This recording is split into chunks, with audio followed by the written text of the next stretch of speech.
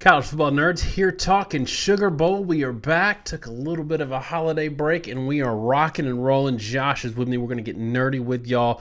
Got a lot to talk about in this one. It might run long. We don't know how long it's going to run, Josh, but we'll see. So just getting started on this. We have a bit of a southeastern following that's a little larger than the rest of the country that follows us, Josh. And so, SEC fans might not know a whole lot about Kansas State, might not have caught a lot of their games this year. So I want to kind of start with a primer for them. And I'll let you get into it, but one thing that I want to kind of start off the jump is I feel like, especially at head coach, offensive coordinator, Kansas State has an SEC quality coaching staff. They look coached well. They look fundamentally sound. They have an interesting offense that can score points, I feel like, on anybody. So for Bama fans who maybe don't respect the brand name, maybe give them a primer on why they should, and we'll go from there. So Kansas State is probably best described as a physical football team that holds to old school football principles, but is starting to modernize under a new coaching staff. I think right now in transition, they have a little bit of the best of both worlds, both the old style Bill Snyder approach where they're playing hard-nosed, aggressive football, good on special teams, and they have modern approaches with the new coaching staff where they're using more modern offensive concepts. And I think the marriage of those two has created a football team that's been a lot better than the sum of its parts. And it's a little bit of a hodgepodge roster. Some lowly recruited guys. They've got a few guys that, whether they're highly recruited or not, are high talent players. And they've got some guys that are, sort of JUCO guys and stuff like that they fill in as they have for several years. And it's coalesced into a great unit. Something I think that's worth noting with teams like this is we're coming out of a period now with COVID where teams didn't have the ability to do in-person camps. And I think it really has affected a lot of schools around the country and their ability to evaluate. I think Kansas State is a beneficiary of it. I think Alabama has been someone that's been sort of on the wrong end of it, right? Alabama has 5-star offensive tackles that can't see the field. They're transferring out. Kansas State has guys that weren't recruited that ended up panning out to be superstar players. And in this sort of period, I think we're in a really good position for Kansas State. The one thing I'll touch on specifically is probably their quarterback situation in passing game. So they started the year with Adrian Martinez at quarterback. I think Martinez is an extremely dynamic player. I think he's somebody that can bring a lot of explosion and pop to an offense at times. I have not been particularly high on him in his career. I know there were times where he was getting sort of accolades as a Heisman candidate early this season. I was admittedly somewhat critical of that. And the reason for it is that when you looked at his passing numbers on a game-to-game basis, they weren't great. The Tulane game, they lose that game 17-10. He throws for 4.8 yards per attempt. Oklahoma was 6.9 yards per attempt, even though they won. Texas Tech, 6.1. South Dakota, who's an FCS team, only threw for 5 yards per attempt. I actually think in many ways, Kansas State has improved as a football team with Howard at quarterback. And I know Martinez is supposed to be available in this game for Kansas State, and I'll say, not only him, but they get Knowles back at receiver, they get defenders back. They're going to be a healthier football team than we saw at the end of the year. But I think Howard has actually done more for this offense because once he's come in, now they've had a few 10-yard per attempt games. I think they're a lot more balanced offensively on top of that. Yeah, he's had some rough outings too, but I just think they're a more complete football team, a more balanced football team that does things on a more consistent basis. It plays to their strengths as an SEC coach, consistent unit, and you end up with a really sound football team that is probably not going to beat themselves. And if you give them opportunities to beat you, they're going to take advantage of it. Much like they did when they played Missouri early in the season, they won that game 40-12, but they won that game with only about 330 yards of offense. They did it because of forcing multiple turnovers, cashing in on those turnovers, having a special team score. That's who Kansas State is, and they've been extremely effective this year as a result. So, Josh, one of the things I want to talk about is how do we get a bead on the Big 12? And I don't know, I've said consistently, I think the top of the SEC isn't as good as it has been in the past, but that middle band of the SEC is the best in the country, and the numbers prove it out. They're 7-1 against Power 5 teams out of conference this year, and only 2 of those were the teams that they faced ranked lower in their own conference than the SEC team. But the Big 12, TCU's the one that makes the playoffs. They played Colorado out of conference. Kansas State, though not the same Kansas State, the team that lost to Tulane, it's still a data point. It's still a valid data point. that you lost to Tulane. And, you know, the Texas game against Alabama, which was a loss as well. It was a close game. So I don't know how we get a beat on them in general, given the just lack of external data points. And maybe you want to get into that a little bit, but we also need to get into some numbers, not necessarily model ready. But before we do that, why don't you talk about kind of what we know and don't know about the Big 12 so far? And hey guys, I want to take a quick break here to talk about our sponsor for 2022, and that's Bird Dogs. They've been with us all year, and you guys like to support us. We don't ask a lot from you. Support our sponsor. And this year we're pretty proud to sponsor him because Bird Dogs makes wonderful products. Here you got the shorts. You're sitting around the fire, drinking some eggnog, trying to show off your nice calves like a 17th century Englishman. And you can wear these wonderful shorts with great liners. You got pockets, form-fitting, cut to show off your booty. And hey, if you're like me and maybe your legs are pale and you know what, it's a little too cold to wear shorts, they make joggers and pants too. So check out Bird Dogs. Wonderful products, cheaper than Lululemon, but just as good a quality. And you know what? If you go to birddogs.com, enter promo code NERDS, and they'll throw in a free Bird Dogs rope hat. That's birddogs.com, promo code NERDS, and boom, a free Bird Dogs rope hat with your pair of Bird Dogs. The most comfortable shorts, pants, and sweatpants with built-in liners. You will not take these things off, I promise you. What you can usually tell well from statistical modeling is how a conference is relative to itself. We always say, sort of jokingly and somewhat not jokingly, that a conference always goes 500 against itself. But you can see the distributions between the conference. You've got a lot of touch points in the Big 12 where everybody's playing each other. Teams have played 9 to 10 games against conference opponents. And so modeling looks pretty good for most of the year. And really accurate, detailed models can have a pretty good rate against the spread. Some of them are pushing like 53, 54% against the spread. Very good, though still within juice range. The problem becomes when you start looking between conferences, and we talk about this a lot. We're a modeling channel. We're a stat-based, stat-driven channel. But I think something that we've always striven to do is use numbers in a way that makes sense and talk about when numbers don't really make sense or when they shouldn't be used or when they should be ignored. And there's a reason for that in this particular sport, which is asymmetric with not many games played, so you have small sample sizes, and in particular, a lot of isolation. The Big 12 looks really good in a lot of advanced metrics. If you look at FEI, for example, they've got 3 of the top 10. This shows up in things like SP Plus and FPI. And those metrics are generally a combination of different factors. It's a little bit recruiting, a little bit last year's results, and it's a lot this season. The longer the season goes along, the more usually they factor in this season's results and they phase that out. I know SP Plus does that. I believe they still keep recruiting rankings in at the end of the year. A lot of these are black boxes, so we really don't know what percentage, what things are used. But those things are all mostly just data points that reflect within the conference, right? Recruiting rankings is the one thing that lets you tell, hey, if I'm a team that averages 150 yards a game rushing in the SEC versus in the Big 12, how do those two things compare? What does it mean to have the same rushing average in the two conferences? Well, unless everybody plays a cross-conference game, which they're absolutely not doing, all you can really do is look at recruiting rankings to sort of evaluate that in an abstract to say, look, these teams are playing different conferences. They might as well be in different divisions of football some years. How does that look? And so I do have a little bit of concern that we have the Big 12 so highly rated in a lot of these statistical metrics, when in truth, I'm not saying they're good or bad, we just don't have a good way of knowing what that means.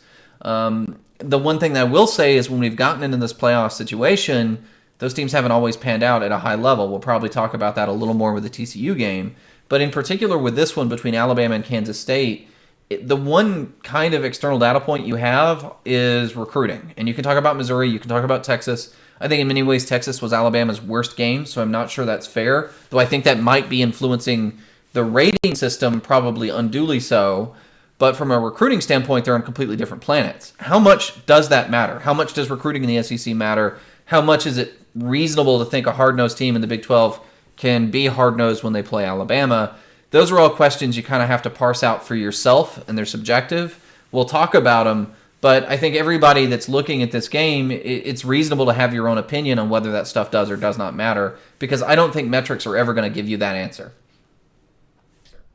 and here's where we get into matchup discussions, because and Kansas State fans are going to say we beat Georgia, or we beat Missouri worse than Georgia beat them. And like you said, I'm not sure that isolated data point matters that much. Just like I didn't think the TCU 10-point win over Kansas State mattered that much when we did our preview for the conference championship game. And that was that was a direct matchup. The concern I have if I'm a Kansas State fan facing Alabama is twofold. One, Bryce Young, we've been pretty tough on him this year. I think some of it has been health related, and we might have seen against Auburn a healthy Bryce Young. I do still think there's some offensive inefficiencies there. But one thing Alabama does well is run the ball. They're 4th in the country in yards per carry. And Kansas State is 84th in the country in yards per carry defense. And this isn't cherry picking. Like, there's other numbers that we're going to look at in the model, but this is something that stands out to me. They had, the two best running teams that Kansas State's faced all year this year is Texas at 15th and TCU at 18th. And they got run on. Both of those teams ran on them really well. And I don't think either of those teams are nearly as good at quarterback as Alabama. So, Josh, for you, what's the yard per carry threshold that you think Alabama has to hit to where it opens up the passing game for Bryce Young and really puts Kansas State in a bind, at least defensively? That's not to say that they can't keep up offensively when we have a track meet, but where in terms of yards per carry for Alabama do you see if they hit it, they're going to put up a number at least offensively? I think that average is probably 5 yards per carry. Every time Alabama's hit that number, they've generally been quite effective. There have been a couple exceptions to that rule. One was Texas A&M, but I would say that exception was due to the fact that they only hit 5 yards per carry because they had a backup quarterback that couldn't throw in that game, but had several huge runs. And so it was sort of artificially inflated. They didn't run the ball down to down. The other one's Texas, which is actually a similar deal. They had a couple long runs and nothing else otherwise. If Alabama's able to consistently get 4+ yards per carry in a game, they have been extremely effective. And when you look at Alabama's offensive production through the year, I think you can really track most of it down to the run game. The Tennessee game, they scored a lot. They struggled a little bit to run the ball, still ran it over 100 yards, but Tennessee's pass defense is particularly poor. Has been all year. But later in the season, Mississippi State, LSU, Ole Miss, Auburn, they're all pretty solid run defenses, really with the exception of Auburn off and on, interestingly. And they struggled a little bit in that series. And I think it was directly, resulting from the fact that they were playing some of the better run defenses in the conference late in the year. And it had a lot to do with the fact that Jahmyr Gibbs, who, I don't know if, people in the comments, feel free to get into whether or not you think Deuce Vaughn or Jahmyr Gibbs is the better back. But Gibbs was not healthy the second half of the year, and he had a banged-up ankle. They ended up holding him out at times late in the year. I think he skipped 1 or 2 games. They didn't run the ball nearly as well with him out. And I think with him healthy, with them, sort of the combination of that, I don't think Kansas State is nearly the run defense that some of those teams are. They have a lot of NFL talent on those defensive lines. I do think it gives Alabama a pretty consistent edge if they can actually run the ball to stay on schedule, which means Bryce Young doesn't have to be third and 11 hero. He can actually run the offense as a traditional passer without so much pressure. And in those situations, they've been extremely effective at times. So let's take a look at the model and see what it thinks these teams are going to do in terms of those yards per play. Yeah, and so our model is a model where it looks at the two teams and sort of gets a profile for your teams, looks at the matchups, and says, hey, what is this game going to look like based off matchups? And then it creates a scoring model unique to each team and what you've needed to be successful, not just yards per point or something a little more complicated than that, and tries to spit out a score. So there are two things that are notable. One is the yardage calculations. I want to take a beat there and say one of our intermediate statistics is a percentage of opponent averages allowed. If your opponents average 5 yards per carry, you allowed 4, you allowed 80% of their average. Alabama's numbers in this category are not phenomenal. They're 79% against the run, 78% against the pass. Alabama, the first third of the year, was pushing 55% against the run, and they were, I think, in the high 60s against the pass. They've fallen off considerably as the year went on. And again, fallen off relative to opponent's strength. So that's sort of an indicator, right, that they've gotten just objectively worse. And to fall off as much as they have means they've had some particularly bad performances, like against Auburn and Ole Miss. But those numbers are still very good. And to note, Kansas State, 96% of opponent rushing averages, 88% of opponent passing averages, essentially says, relative to Big 12 competition, Kansas State is a poor run defense, and they are basically a bog average pass defense. Again, 90% because you've got some cupcake games in there really ends up being about average, just due to the way the math all works out. So Alabama does have a significantly better defense than Kansas State. And given that the offenses are fairly similar, that creates the edge. Alabama runs for about a half yard a carry more than Kansas State does. They pass for about the same averages. Alabama's passing averages have not been great this year. They've had a lot of 6.5, 7 yard per attempt games. And that gives about a 6.3 to 4.9 yard per play advantage to Alabama. That translated to their scoring potential is 29 points to 20. And so I think that's all pretty reasonable. Neither one of these teams is expected to go berserk. I would say usually 6 yards per play is moving the ball pretty well. Anything under 5 is not moving it great. And you end up in that weird range. And I often say scores below 25 are highly chaotic, but Alabama pushing 30 points kind of gets out of the random chance realm right into the realm of, functional scoring to win. And so the 29 to 20 margin is pretty significant in a game that I think is currently favored 6.5. Yeah, and I think it was around 3.5 when there was some assumptions about opt-outs, and then it jumped a little bit when Bryce Young and Will Anderson said they're going to play. But that 6.5 number is not huge, Josh. It's not, I think a lot of the fan betting is going to be in the taking Alabama and running with it because of the brand names here, and I think people are underselling Kansas State. I actually, without Bryce Young, I thought Kansas State would win this game pretty easily because they could make it their Super Bowl, and they should. And with Bryce Young out, I think Alabama will be in trouble. The thing that's interesting to me about Kansas State is in their wins against lesser teams like Kansas and Oklahoma State, West Virginia, Baylor, they're pretty dominant. Like, these are all multi-score wins. And Alabama hasn't done that this year. And so part of me wonders, they put it together for Arkansas, which I think Arkansas with KJ Jefferson is a hugely underrated team. But in general, we've been waiting to see the Alabama team that merits the credit or the credibility that they've had from years past, and we haven't seen it all year. It kind of feels like 2010 for me, though, Josh. And that's where I kind of get on board with the Alabama train here, and I'm going to break it down with a score. I think that Alabama's been a little bit plagued with a few things this year. One, playing on the road. They're not a great road team. Two, battling injuries with key players. And three, not having time to really separate and work on the things that were wrong, because they had a schedule this year where there wasn't a lot of great teams or elite teams, but enough good teams that they couldn't take a week off mentally. I think that Kansas State's going to struggle at the line of scrimmage in this game. And the reason Alabama struggled with Texas is because they couldn't win at the line of scrimmage. I think they're going to win at the line of scrimmage this game.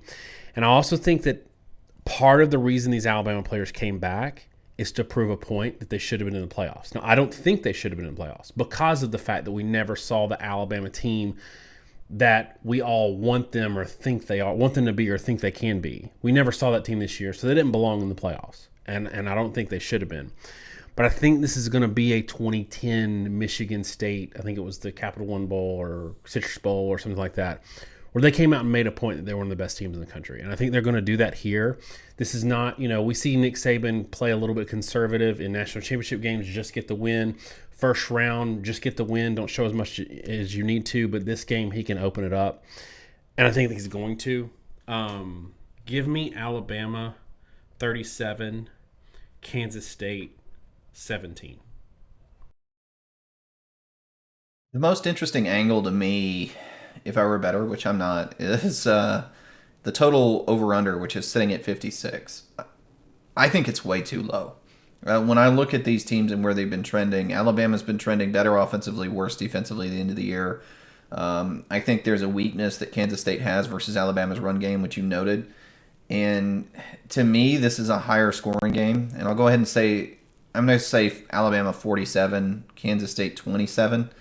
I'm with you. I think this is a bit of a buzzsaw for Kansas State. I think Kansas State is a very good football team. I think Kansas State is a better football team than a lot of teams that Alabama beat close or lost to, maybe even this year. I just think they're catching Alabama at the wrong time, the wrong way, and with a bad set of matchups. I don't think you're going to do great against Alabama without a good run defense this year. The one thing that's really, really sort of an enigma is understanding what team from Alabama is going to show up in a given week. Because I think a lot of narratives this season are framed around how teams did against Alabama as a top 3 team. And the truth is Alabama's just played up and down to their competition all year long. Texas, Tennessee, LSU, teams that weren't, very different levels of play. Texas A&M, they win by 4. Those are not equal teams by any means. Texas A&M's run defense is quite poor. And Alabama couldn't run the ball. Now, there were issues at quarterback and other things, but that sort of gets into the why. But the reality of it is that Alabama's just kind of consistently played up and down a competition and either won close or lost close all season long, really to a degree we haven't normally seen from Saban or a Saban coach team. And I think that gives you a lot of weird, false senses of security or superiority depending on which side of the fence you're on in this prediction. I think the reality of this game is either this game is going to be close and Alabama plays poor, in which case I think Kansas State is a team that can easily grit out the win, and I would probably pick them to grit out the win in that situation. Or Alabama is going to come out and look like the offense that they were really only twice this season. Tennessee, I think they kind of had their act together, and I'm not sure what happened there other than Tennessee's pass defense being bad enough that it let them get in it. And the other one is that Auburn game, which it just felt like they finally got healthy enough to run their offense.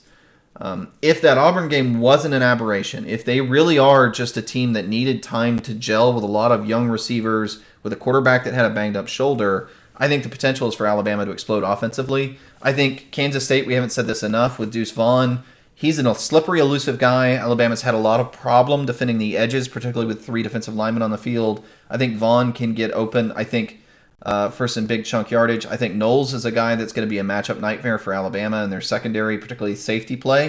Something they didn't have the advantage of for most of the TCU game, which I think everybody kind of forgets. So I think they have the potential to score points. Frankly, I don't think Kansas State's actually that effective on the back end. I think they're kind of lacking in athleticism. Alabama has a lot more athleticism than people realize. They've just struggled to apply it. And what you're going to see, in my opinion, in this game is a Kansas State team that, as they have been all year, they're one of the top sack leaders in the Big 12. They're going to be aggressive. They're going to bring pressure. They're going to bring a lot of guys to the line of scrimmage. And that has given Alabama fits at times. And then it also at times allows them to score a lot, just sort of depending on how they're acting.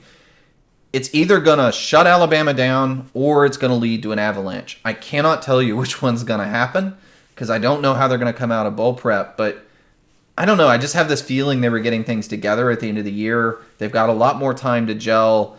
And assuming stuff kind of comes together, I think this could be like you said, sort of a statement game, both as a team and then probably personally for these players entering the NFL to show what they were really capable of all season. And I agree with you too, even if it is that statement. Don't think they should be in the playoffs because they haven't put that game on tape yet. So I don't know. Call it blind optimism that's probably unfounded. But I just feel like Alabama might actually play the game that they've failed to play all year. And if they do that, there are only about 2 teams in the country that are going to stay within 2 scores of them. Yeah, and all of that is super well taken. I think that, people always call us SEC homers or whatever, but they're going to forget this clip or this video is going to get lost where we're saying Alabama doesn't belong in the playoffs. And we're against playoff expansion where the argument for playoff expansion is any team could beat anybody on any given day. Alabama is that team. But I also want you to earn the right to beat the team or play the team that you could maybe beat. And that's the thing that is always left out in these discussions is I don't think it's fair that Alabama can, for lack of a better word, piss around for 12 games, lose a couple, sleepwalk their way into the playoffs, and then, yes, be the most talented team in the playoffs and sure they can beat anybody there. You need to have the season to earn the right to be there. And that's the part that's going to completely go away when we expand the playoffs. One other thing for y'all in the comments, other than your homework that you always have to give us your score predictions, I want you to talk about two things. One, is there a chance that Martinez can come in and run roughshod over this Alabama defense after we saw what Ashford did, running a wishbone offense, couldn't throw a forward pass to save his life, but still put up 300? And then we're talking about doing one more live show this season. We usually do them Saturday night, at the end of the night, after most of the games have been played. Weird cadence this year with the bowls and stuff. So should we do it Sunday after the playoffs, Monday the 1st, or should we wait until, I say after the first round of the playoffs, should we wait until all the playoff games are finished and a national champion's crowned, or should we do it kind of in between when there's a lot of fun stuff to talk about and everybody hasn't checked out yet? So I think you know what we're thinking about. Let us know in the comments what you think about that. When should we do our final live show of the season? Thanks so much, y'all. Have a great week, and God bless.